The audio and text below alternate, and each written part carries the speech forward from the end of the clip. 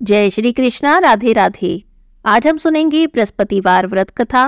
बोलिए विष्णु भगवान की जय हो, बृहस्पति देव भगवान की जय हो।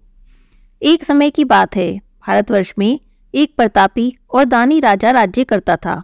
वह नित्य प्रतिदिन गरीबों और ब्राह्मणों की सहायता करता, लेकिन ये सब बातें उसकी रानी को अच्छी नहीं लगती। वह न गरीबों को दान देती, न भगवान का पूजन करती, और राजा को भी पूजा पाठ और दान देने से मना करती। एक दिन की बात है, राजा तो शिकार खेलने वन को गए थे। घर पर रानी और बांदी थे। उसी समय बृहस्पति देव साधु के वेश में राजा के द्वार पर आए और भिक्षा मांगी। जब उन्होंने भिक्षा मांगी तो रानी ने भिक्षा देने से इनकार कर दिया और कहने लगी, हे साधु महाराज, मैं तो इस दान पुण्य से तंग आ गई हूँ। मेरा पति सारा धन लुटाते रहते हैं। मेरी तो इच्छा है कि हमारा सब धन नष्ट हो जाए और मैं आराम से रह सकूं। साधु ने कहा, हे देवी, तुम तो बड़ी विचित्र हो। संतान और धन से तो कोई भी दुखी नहीं होता, इसे तो सभी चाहते हैं। पुत्र और लक्ष्मी तो पापी के घर में भी होनी चाहिए। यदि तुम्हारे पास धन अधिक है तो भूखे मनुष्य को भोजन कराओ, प्यासों के लिए प्याऊ बनवाओ, मुसाफिरों के लिए धर्मशाला खुलवाओ। जो निर्धन अपनी कुंवारी कन्या का विवाह नहीं करा सकते, उनका विवाह करा दो। और भी ऐसे बहुत से काम हैं जिन्हें करने से तुम्हारा यश लोक परलोक में फैलेगा। पर रानी पर इस उपदेश का कोई भी प्रभाव नहीं पड़ा और वे कहने लगी, महाराज, मुझे कुछ न समझाएं। मुझे ऐसे धन की आवश्यकता नहीं जिसे हर जगह बांटती फिरूं। तब साधु ने कहा, यदि तुम्हारी ऐसी ही इच्छा है तो ऐसा ही होगा। तुम ऐसा करना कि बृहस्पतिवार को घर लीपकर पीली मिट्टी से अपना सिर धोना, स्नान करना, भट्टी चढ़ाकर कपड़े धोना। ऐसा करने से तुम्हारा सब धन नष्ट हो जाएगा। और इतना कहकर साधु देवता वहां से चले गए। साधु के कहे अनुसार रानी ने अभी केवल 3 बृहस्पतिवार तक ही किया था कि उसकी सारी धन संपत्ति नष्ट हो गई। अब तो भोजन के लिए भी राजा का परिवार तरसने लगा। तब एक दिन राजा ने रानी से कहा, हे रानी, तुम यहीं पर रहो, मैं दूसरे देश को जाता हूँ। यहाँ पर सभी मनुष्य मुझे जानते हैं, इसीलिए मैं कोई छोटा काम भी नहीं कर सकता। ऐसा कहकर राजा तो परदेश में चला गया। वहां जाकर जंगल से लकड़ी काट कर लाता और शहर में बेचता। इस तरह से अपना जीवन व्यतीत करने लगा। इधर राजा के प्रदेश जाते ही रानी और दासी बहुत दुखी रहने लगी। एक बार रानी और दासी को 7 दिन तक बिना भोजन के रहना पड़ा। तो रानी ने अपनी दासी से कहा, हे दासी, यहाँ पास ही के नगर में मेरी बहन रहती है। वह बड़ी धनवान है। तू उसके पास जा और वहां से कुछ मांग ला। थोड़े समय के लिए गुजर बसर हो जाएगी। दासी रानी की बहन के पास गई। उस दिन गुरुवार का दिन था और रानी की बहन उस समय बृहस्पतिवार व्रत की कथा सुन रही थी। दासी ने रानी की बहन को अपनी रानी का संदेश दिया, लेकिन रानी की बहन ने कोई भी उत्तर नहीं दिया। जब दासी को रानी की बहन से कोई उत्तर नहीं मिला तो वह बहुत दुखी हुई और उसे गुस्सा भी आया। वो वापस आ गई। दासी ने वापस आकर रानी को सारी बात बता दी। सुनकर रानी ने अपने भाग्य को कोसा। उधर रानी की बहन ने सोचा कि मेरी बहन की दासी आई थी, पर मैं उससे नहीं बोली। बेचारी बहुत दुखी हुई होगी। ऐसा सोचकर कथा को सुनकर और पूजन समाप्त करके वह अपनी बहन के घर आई और कहने लगी, हे बहन, मैं बृहस्पतिवार का व्रत कर रही थी। तुम्हारी दासी मेरे घर आई, पर जब तक कथा होती है तब तक ना उठते हैं और ना ही बोलते हैं, इसीलिए मैं नहीं बोली। कहो दासी, तुम क्यों गई थी? तब रानी ने कहा, बहन, तुमसे क्या छिपाऊं, हमारे घर में खाने को अनाज नहीं था। और ऐसा कहते कहते रानी की आंखें भर आई। उसने दासी को पिछले 7 दिन से भूखे रहने की सारी बात बता दी। रानी की बहन बोली, देखो बहन, भगवान बृहस्पति देव सबकी मनोकामना पूरी करते हैं।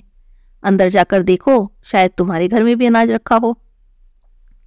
पहले तो रानी को विश्वास नहीं हुआ, पर जब बहन ने बार बार कहा तो उसने दासी को अंदर भेजा। दासी को सचमुच अनाज से भरा एक घड़ा मिल गया। यह देखकर दासी को बड़ी हैरानी हुई। तब दासी रानी से कहने लगी, हे रानी, देखो, जब हमको भोजन नहीं मिलता तो हम रोज ही व्रत करते हैं। क्यों न इनसे व्रत और कथा की विधि पूछ लें, ताकि हम भी व्रत कर सकें। तब रानी ने अपनी बहन से बृहस्पतिवार के व्रत के बारे में पूछा। तब उसकी बहन कहने लगी कि बृहस्पतिवार के व्रत में चने की दाल और मुनक्का से भगवान विष्णु का केले की जड़ में पूजन करें, दीपक जलाएं, व्रत कथा सुनें और पीला भोजन करें। इससे बृहस्पति भगवान प्रसन्न होते हैं। व्रत और पूजा की विधि बताकर रानी की बहन तो अपने घर चली गई। 7 दिन बाद जब गुरुवार आया तो रानी और दासी ने व्रत रखा। गुड़साल में जाकर चना और गुड़ बीन लाई। उससे केले की जड़ में भगवान विष्णु का पूजन किया। अब भोजन पीला कहाँ से आए, इस बात को लेकर दोनों बड़ी दुखी थी, पर क्योंकि उन्होंने व्रत रखा था इसीलिए बृहस्पति देव उनसे प्रसन्न थे। एक साधारण व्यक्ति का रूप धारण कर 2 थालों में सुंदर पीला भोजन लेकर आए और दासी को भोजन दे दिया। भोजन पाकर दासी बड़ी प्रसन्न हुई। रानी के साथ मिलकर उसने भोजन किया। उसके बाद तो वे हर गुरुवार को व्रत और पूजन करने लगी। बृहस्पति भगवान की कृपा से उनके पास बहुत धन संपत्ति हो गई। रानी पहले की तरह ही आलस्य करने लगी। तब दासी ने कहा, देखो रानी, तुम पहले भी इसी तरह आलस्य करती थी। तुम्हें धन के रखने में कष्ट होता था, इसी कारण सारा धन नष्ट हो गया। अब बृहस्पति भगवान की कृपा से धन मिला है, तुम फिर से आलस्य करती हो। रानी को समझाते हुए दासी ने कहा, बड़ी मुसीबतों के बाद हमने यह धन पाया है, इसीलिए हमें दान पुण्य करना चाहिए। भूखे मनुष्यों को भोजन कराओ, धन को शुभ धन कर्मों में खर्च करो, जिससे तुम्हारे कुल का यश बढ़ेगा, स्वर्ग की प्राप्ति होगी और पितृ प्रसन्न होंगे। दासी की बात मानकर रानी अपना धन शुभ कार्यों में खर्च करने लगी, जिससे पूरे नगर में उसका यश फैलने लगा। उधर राजा एक दिन दुखी होकर जंगल में पेड़ के नीचे बैठकर रोने लगा। अपनी दशा को याद करके व्याकुल होने लगा। बृहस्पतिवार का दिन था।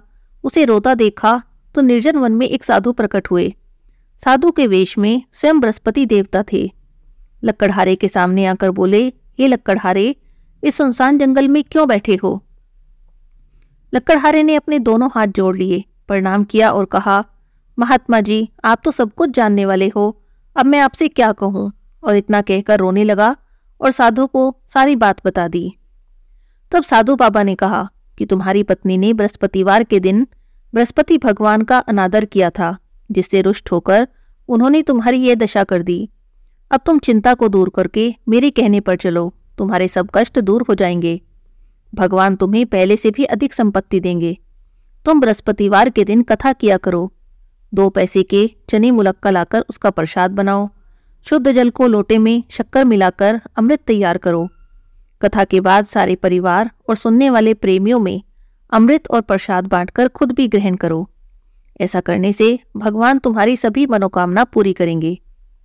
साधु के वचन सुनकर लक्कड़हारा कहने लगा, हे प्रभु, मुझे लकड़ी बेचकर इतना पैसा नहीं मिलता कि भोजन करने के बाद कुछ बचा सकूं। मैंने रात में अपनी स्त्री को व्याकुल देखा है। मेरे पास कुछ भी नहीं जिससे उसकी खबर तो मंगा सकूं, और फिर मैं बृहस्पतिवार के दिन कौन सी कहानी कहूं ये भी मुझे नहीं पता। साधु बाबा ने कहा कि तुम किसी बात की चिंता मत करो। बृहस्पतिवार के दिन तुम रोजाना की तरह लकड़ी लेकर शहर को जाओ। तुमको रोज से दुगना धन प्राप्त होगा, जिससे तुम भली भांति भोजन भी कर लोगे और बृहस्पति देव की पूजा का सामान भी आ जाएगा।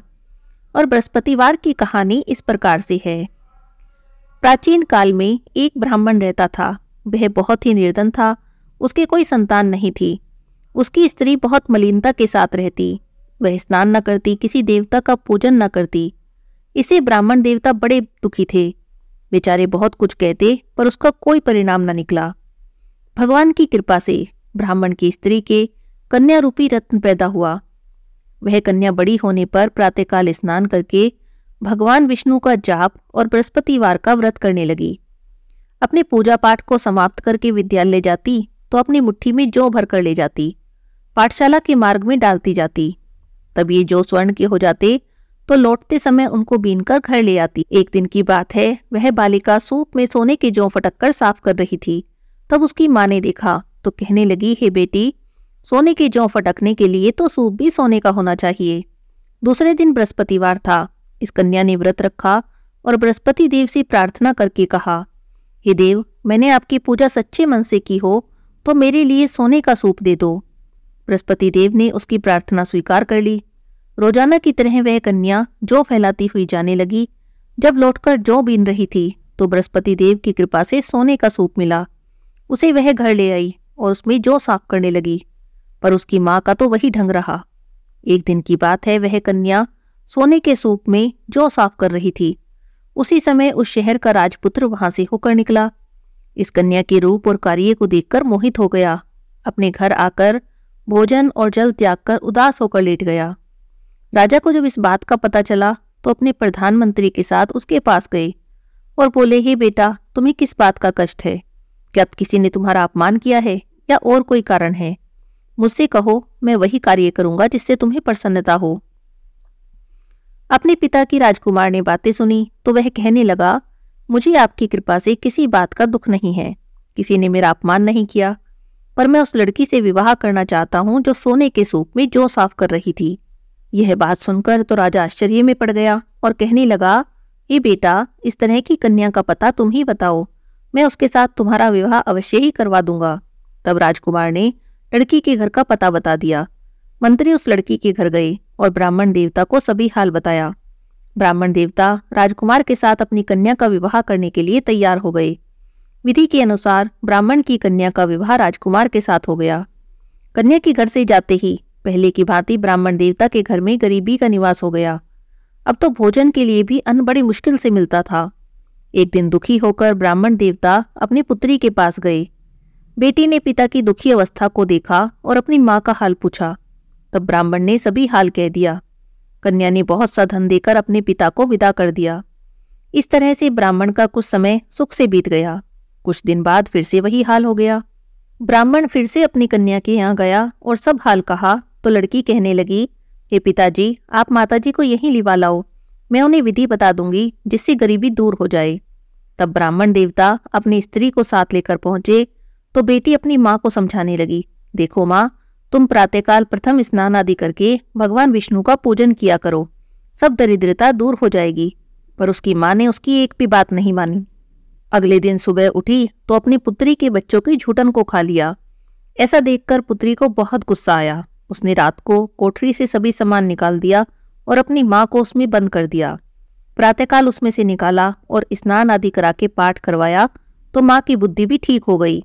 वह प्रत्येक बृहस्पतिवार का व्रत रखने लगी और विष्णु भगवान की पूजा करने लगी। इस व्रत के प्रभाव से उसके माँ बाप बड़े ही धनवान और पुत्रवान हो गए। बृहस्पति जी के प्रभाव से इस लोक के सभी सुखों को भोगकर स्वर्ग को प्राप्त हुए। बोलिए विष्णु भगवान की जय हो, बृहस्पति देव भगवान की जय हो। इस तरह से पूजा की विधि बताकर और कथा बताकर साधु बाबा वहां से अंतर्ध्यान हो गए। धीरे धीरे समय बीता। बृहस्पतिवार का दिन आया। लकड़हारा जंगल से लकड़ी काटकर शहर में बेचने गया। उस दिन उसे और दिन से अधिक पैसा मिला। राजा ने चना गुड़ आदि लाकर गुरुवार का व्रत किया। उस दिन से उसके सभी कलेश दूर हो गए। पर जब दोबारा गुरुवार का दिन आया तो बृहस्पतिवार का व्रत करना भूल गया। इस कारण बृहस्पति भगवान नाराज हो गए। उस दिन नगर के राजा ने विशाल यज्ञ का आयोजन किया। शहर में घोषणा करा दी कि कोई भी मनुष्य अपने घर में भोजन नहीं बनावे, न आग जलावे, सारी जनता मेरे यहाँ भोजन करने आए, और इस आज्ञा को जो न मानेगा उसे फांसी की सजा दी जाएगी। इस तरह की घोषणा संपूर्ण नगर में करवा दी गई। राजा की आज्ञा से शहर के सभी लोग भोजन करने गए। लकड़हारा देर से पहुंचा, इसीलिए राजा उसे अपने साथ घर ले गए और ले जाकर भोजन करा रहे थे तो रानी की दृष्टि उस खूंटी पर पड़ी जिस पर उसका हार लटका हुआ था। वह वहां पर दिखाई नहीं दिया। तब रानी ने निश्चय किया कि मेरा हार इसी मनुष्य ने चुराया है। उसी समय सिपाही बुलाकर उसे कारागार में डलवा दिया। जब लकड़हारा कारागार में पड़ गया तो बहुत दुखी हो गया और सोचने लगा, ना जाने कौन से पूर्व जन्म के कर्म से मुझे इतना दुख प्राप्त हो रहा है। उन्हीं साधु को याद करने लगा जो जंगल में मिले थे। उसी समय तत्काल बृहस्पति देव साधु के रूप में प्रकट हुए और उसकी दशा देखकर कहने लगे, अरे मूर्ख, तूने बृहस्पतिवार का व्रत नहीं किया, इसी कारण तेरे लिए यह दुख प्राप्त हुआ है। अब तू चिंता मत कर। बृहस्पतिवार के दिन कारागार के दरवाजे पर 4 पैसे पड़े मिलेंगे। उनसे तो बृहस्पति देव की पूजा करना, तेरे सभी कष्ट दूर हो जाएंगे। बृहस्पतिवार के रोज उसे 4 पैसे मिले। लकड़हारे ने कथा कही और उसी रात्रि को बृहस्पति देव ने नगर के राजा को स्वप्न में कहा, हे राजा, तुमने जिस आदमी को कारागार में बंद किया है वह निर्दोष है, वह राजा है, उसे छोड़ देना। रानी का हार उसी खूंटी पर लटका है। अगर तू ऐसा नहीं करेगा तो मैं तेरे राज्य को नष्ट कर दूंगा। इस तरह के रात्रि स्वप्न को देखकर राजा प्रातःकाल उठा और खूंटी पर हार देखकर लकड़हारे को बुलाकर क्षमा मांगी। योग्य सुंदर वस्त्र आभूषण देकर उसे विदा कर दिया। बृहस्पति देव की आज्ञा से लकड़हारा अपने नगर को चल दिया। राजा जब अपने नगर के निकट पहुंचा तो बड़ा आश्चर्यचकित हुआ। नगर में तो पहले से अधिक बाग, तालाब, कुएं, बहुत सी धर्मशाला और मंदिर बने थे। तब राजा ने पूछा, ये किसके बाग और धर्मशाला हैं?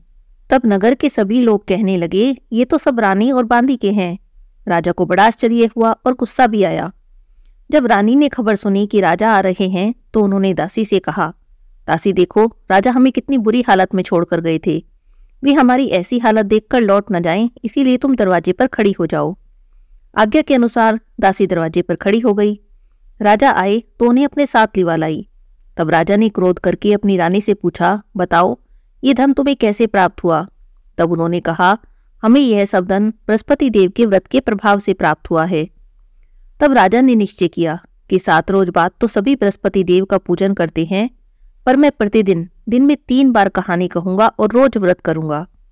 अब तो हर समय राजा के दुपट्टे में चने की दाल बंधी रहती। राजा दिन में 3 बार कहानी कहता। एक रोज राजा ने सोचा कि चलो अपनी बहन के यहाँ मिलकर आते हैं। इस तरह का निश्चय कर राजा घोड़े पर सवार हो अपनी बहन के यहाँ चलने लगा। मार्ग में उसने देखा कि कुछ आदमी एक मुर्दे को लिए जा रहे हैं। उन्हें रोककर राजा कहने लगा, अरे भाइयों, मेरी बृहस्पति देव की कथा सुन लो। वे कहने लगे, लो, हमारा तो आदमी मर गया है, इसे अपनी कथा की पड़ी है। पर कुछ आदमी बोले, अच्छा कहो, हम तुम्हारी कथा भी सुन लेंगे। राजा ने दाल निकाली। जब कथा आधी हुई तो मुर्दा हिलने लग गया, और जब कथा समाप्त हो गई तो राम राम करके वह मनुष्य उठकर बैठ गया। राजा आगे चल दिया। आगे मार्ग में एक किसान खेत में हल चलाता मिला। राजा ने उसे देखा तो उससे कहने लगा, अरे भैया, मेरी बृहस्पति देव की कथा सुन लो। किसान बोला, जब तक मैं तेरी कथा सुनूंगा तब तक तो 4 हरैया जोत लूंगा। जा, तू अपनी कथा किसी और को सुनाना। तब राजा आगे चलने लगा। राजा के हटते ही बैल पछाड़ खाकर गिर गए। किसान के पेट में बड़ी जोर से दर्द होने लगा। उसी समय उसकी माँ रोटी लेकर आई। जब उसने देखा तो अपने बेटे से सब हाल पूछा। बेटे ने सारी बात बता दी। बुढ़िया दौड़ी दौड़ी घुड़सवार के पास गई और बोली, मैं तेरी कथा सुनूंगी, तू अपनी कथा मेरे खेत पर चलकर कहना। राजा ने बुढ़िया के खेत पर जाकर कथा कही। उसे सुनते ही बैल उठ खड़े हुए और किसान के पेट का दर्द भी बंद हो गया। करते करते राजा अपनी बहन के घर पहुंच गया। बहन ने भाई की खूब मेहमानी की। दूसरे रोज प्रातःकाल राजा जगा तो देखने लगा कि सब लोग भोजन कर रहे हैं। तब राजा ने अपनी बहन से कहा, ऐसा कोई मनुष्य हो जिसने भोजन न किया हो तो मेरी बृहस्पतिवार की कथा सुन ले। बहन बोली, भैया, ये देश तो ऐसा ही है, यहाँ पहले लोग भोजन करते हैं, बाद में और कुछ काम करते हैं, पर अगर कोई पड़ोस में हो तो मैं देखाऊं। ऐसा कहकर वो देखने चली गई, पर उसे कोई भी ऐसा व्यक्ति नहीं मिला जिसने भोजन न किया हो। अंत में वो एक कुम्हार के घर गई। उसका लड़का बहुत बीमार था। उसे पता चला कि उनके यहाँ तो 3 रोज से किसी ने भी भोजन नहीं किया। तब उसने अपने भाई की कथा सुनने के लिए कुम्हार से कहा। वह तैयार हो गया। राजा ने जाकर बृहस्पतिवार की कथा कही, जिसे सुनकर उसका लड़का ठीक हो गया। अब तो राजा की प्रशंसा होने लगी। एक दिन राजा ने अपनी बहन से कहा, हे बहन, हम अपने घर को जा रहे हैं, तुम भी तैयार हो जाओ। राजा की बहन ने अपनी सास से कहा। सास ने कहा, हाँ चली जाओ, पर अपने लड़के को मत ले जाना, क्योंकि तुम्हारे भाई के कोई औलाद नहीं है। तब बहन ने अपने भैया से कहा, भैया मैं तो चलूंगी, पर कोई बालक नहीं जाएगा। राजा बोला, जब कोई बालक ही नहीं जाएगा तब तुम ही क्या करोगी? बड़े दुखी मन से राजा अपने नगर को लौट आया। राजा ने अपनी रानी से कहा कि हम निर्वंशी राजा हैं, हमारा मुंह देखने का धर्म नहीं और कुछ भोजन आदि नहीं किया। तब रानी बोली, हे प्रभु, बृहस्पति देव ने हमें सब कुछ दिया है, हमें औलाद भी देंगे। उसी रात बृहस्पति देव ने राजा को स्वप्न में कहा, हे राजा उठ, सभी सोच त्याग दे, तुम्हारी रानी गर्भ से है। राजा को यह बात सुनकर बड़ी सुख खुशी हुई। 9वें महीने उसके गर्भ से एक सुंदर पुत्र पैदा हुआ। तब राजा ने कहा, हे रानी देखो, स्त्री बिना भोजन के रह सकती है, पर बिना कहे नहीं रह सकती। मेरी बहन आएगी तो उससे कुछ मत कहना। रानी ने सुनकर हाँ कर दी।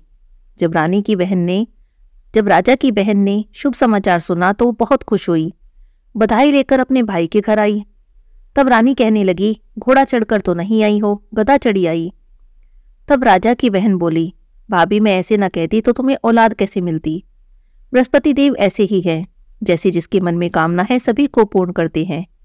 जो सद्भावना से बृहस्पतिवार का व्रत करते हैं, कथा पढ़ते हैं, सुनते हैं, दूसरों को सुनाते हैं, बृहस्पति देव उनकी सभी मनोकामना पूरी करते हैं। संसार में जो मनुष्य सद्भावना से भगवान जी का पूजन व्रत सच्चे हृदय से करते हैं तो उनकी सभी मनोकामना पूरी होती है। जैसी सच्ची भावना से राजा और रानी ने उनकी कथा का गुणगान किया तो उनकी सभी इच्छाएं बृहस्पति देव जी ने पूरी की। पूर्ण कथा सुनने के बाद प्रसाद लेकर जाना चाहिए और हृदय से मनन करते हुए जयकारा बोलना चाहिए। बोलो बृहस्पति देव भगवान की जय, विष्णु भगवान की जय।